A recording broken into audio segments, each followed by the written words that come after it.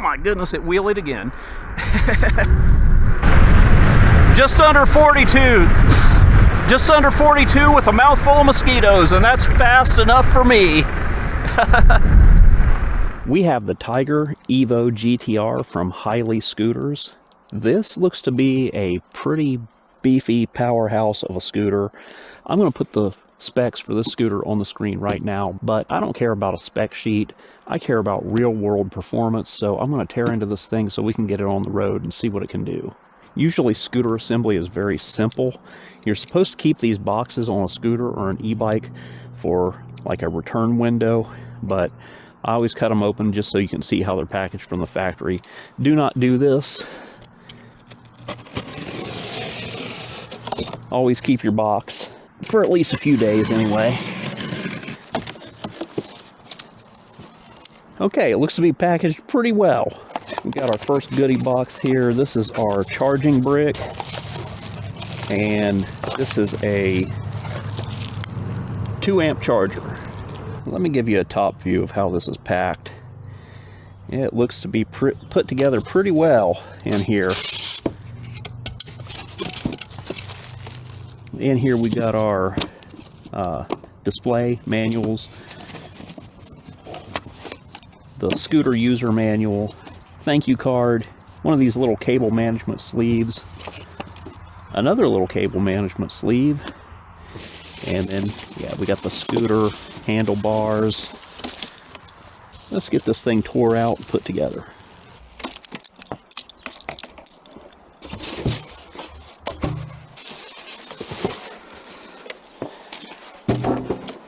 Alright, well that was really easy. I just had to get the scooter out of the box, put on the handlebars, plug this cable in, and with that, she's ready to ride.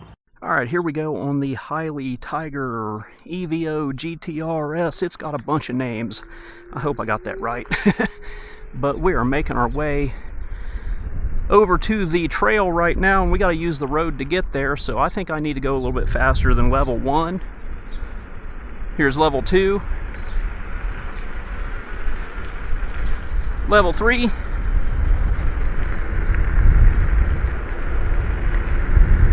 Level 4. Level 5.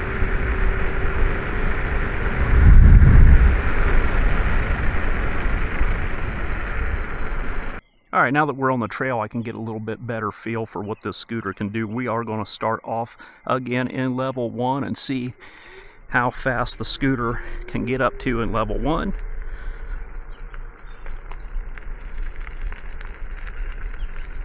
Looks like level 1 takes us up to right around 10 miles per hour. Level 2.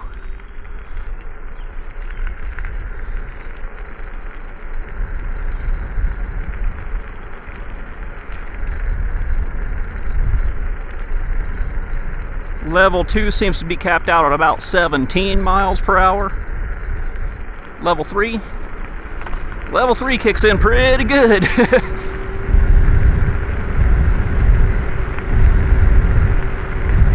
About 25 and a half. Level 4.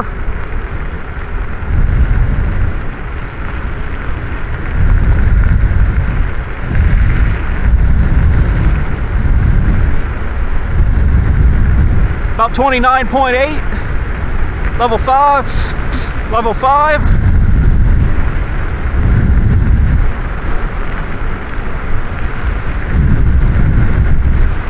30.8 miles per hour. Now let's kick it into dual motor mode. Long press of the plus button turns on dual motor mode. So here we go. Let's go back down into 1 to start because I don't ride scooters all that often.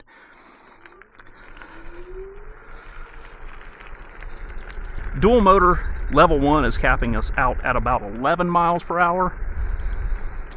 Level 2,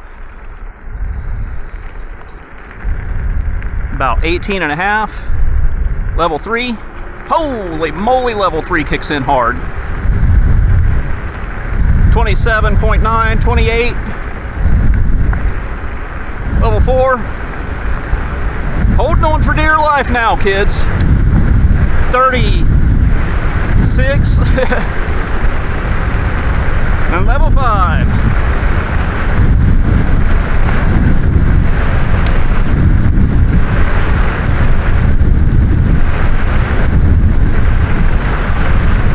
Just under 42.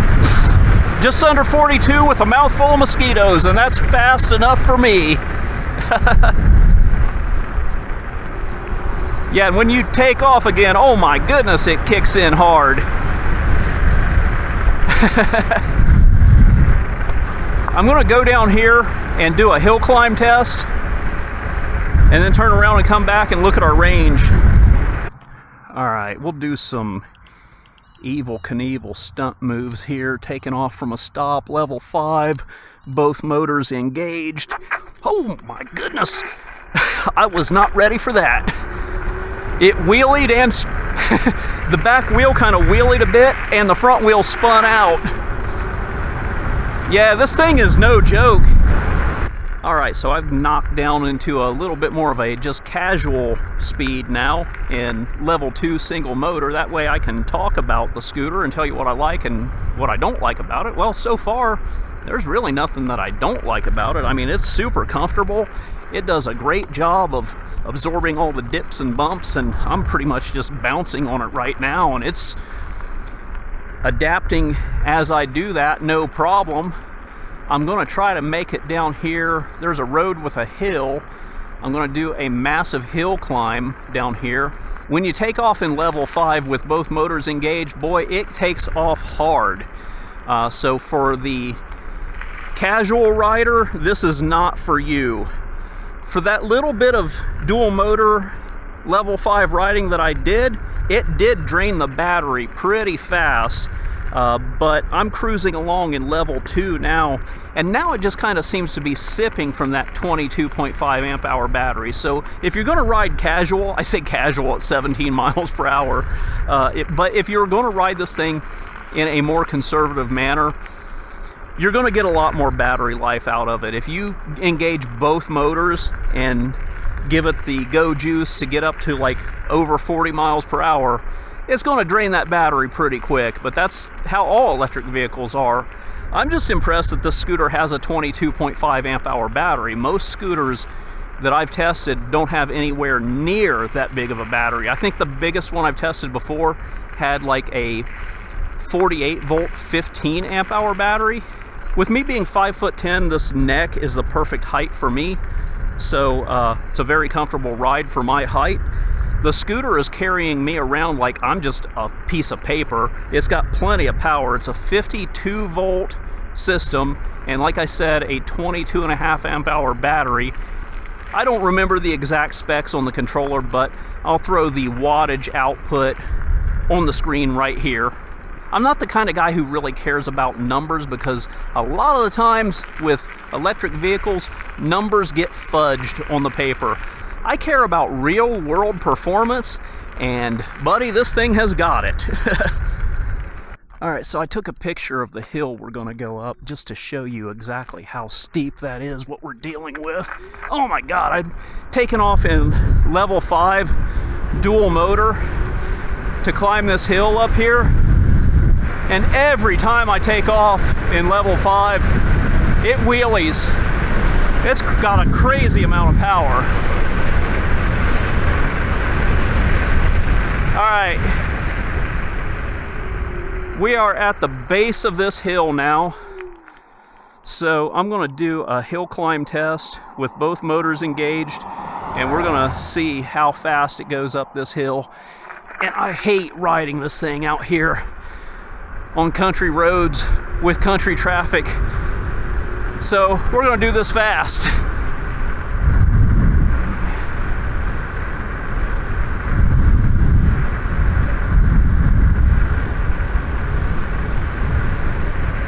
Looks like we peaked out going up the hill at about 27 miles per hour, and that's good enough for me on this road. I'm going to come up here and turn around and go back. Like I said, I do not want to be on these country roads on a scooter at all.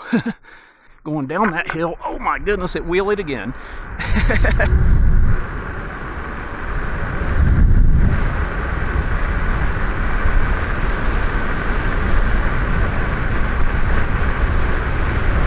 Here we go. Downhill advantage.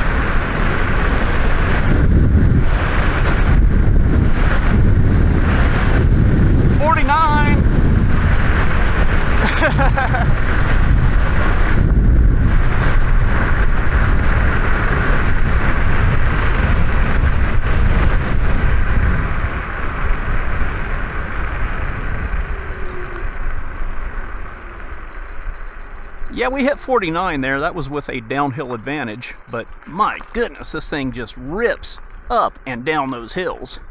With that, I am going to turn around and head back. There's not really much else I can show on this ride. We'll get back and check what kind of range we got. Yeah, we were at 87% battery life. I was cruising along in level 2. I've dropped back down into level 2 now. We are down to 76% on our battery life. We were at 87 before I started doing that hill climb test.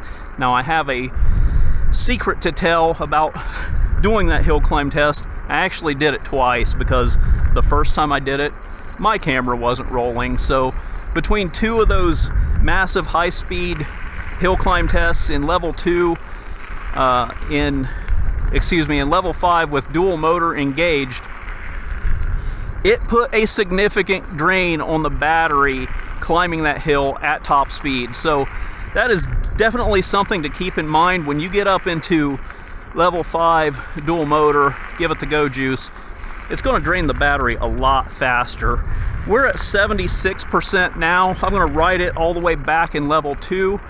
The curse of dropping back down into level 2 and only doing 17 miles per hour after you've done almost 50 miles per hour on this thing is it just kind of feels like you're creeping along, whereas normally this is kind of about the speed that I ride this trail at. Alright, I'm almost back to where I started, and the battery life is at 70%. I think we were at 76% when I last checked in. That was about 5 miles ago. It says 11 on the odometer, but I am almost back, so that's getting ready to tick over just now. So that's what you can expect for battery life out of this thing. It is considerably more battery efficient if you ride at a lower level. Again, I weigh about 190 pounds, and yep, we just ticked over 12 miles, so I'm almost back to the beginning. I'm going to call it for that for the range test.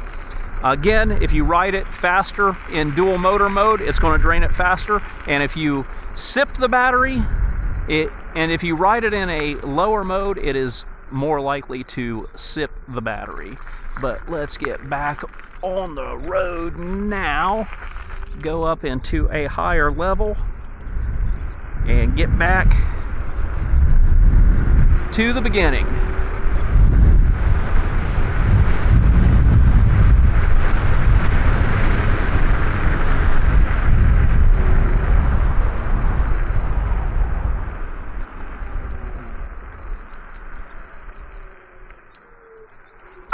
Holy moly!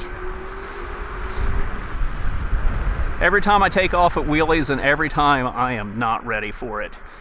But that's enough for the ride. We're going to do a walk around now, so I will roll that beautiful bean footage right here. To unlock this scooter's full speed, you will need to double tap the M button, then hit the plus button to go to A05. Hit the M button again. Enter the password. The default is 1111. Then proceed to A3 and set this number to 100 to unlock 100% speed. The Hiley Tiger Evo GTR is built extremely tough with an awesome suspension. I weigh in around 190 pounds and it handles me just fine, giving a very comfortable ride. The spring suspension is adjustable on both the front and rear. The 10-inch tubeless all-terrain fat tires do a great job of helping to absorb bumps and dips and gravel in the road. The deck offers plenty of standing room at almost 8 inches wide and about 24.5 inches long. Weighing in at 64 pounds, the scooter packs a lot of power for its weight class. The handlebars are very wide with comfort grips, giving excellent handling.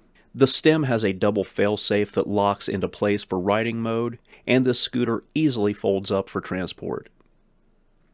My only criticism with this is that the transport latch can come into contact with the taillight, possibly damaging the taillight in the future. But when the stem is in riding mode, this latch can double as a hook to hang a backpack or shopping bags. The scooter has very strong and capable Nut-branded hydraulic disc brakes and dual 1000-watt hub motors. The scooter has a non-removable 52-volt 22.5 amp-hour battery with dual charging ports. You can buy a pair of 3 amp charging cables and run 2 chargers at the same time, giving the scooter lightning-fast 6 amp charging. However, the included charging cable is only a 2 amp charging cable. The scooter includes a bright headlight, a taillight with integrated brake lights and turn signals, and there are also turn signals mounted on the handlebars. The scooter also has ambient side lighting that can be controlled via an app listed in the manual via QR code. This is an extremely powerful scooter, not for beginners and not for the faint of heart. If you buy this scooter, ride with extreme caution and proper safety gear. That's it for now. Thanks for watching, and I'll see you next time.